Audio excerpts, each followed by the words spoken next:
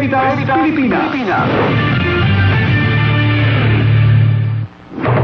Kapanalig, narito ang mga programang mapapakinggan tuwing umaga simula Lunes hanggang Biyernes. Salubungin ang araw ng may kamalayan sa mahalagang pangyayari sa bansa at sa buong mundo. Nahatid ng morning newscast sa Veritas Balita tuwing alas 5:30 ng umaga.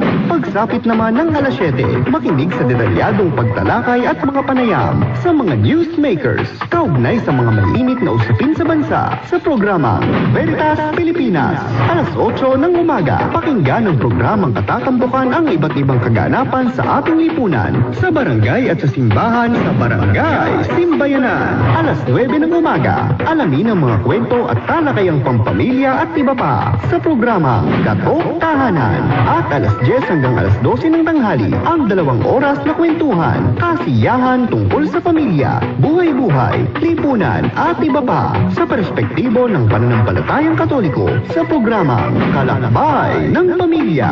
Yan ang inyong aabangan sa Morning Weekdays program sa inyong kapanalig na himpilan, Veritas 846, ang radyo ng simbahan. Veritas Pilipinas.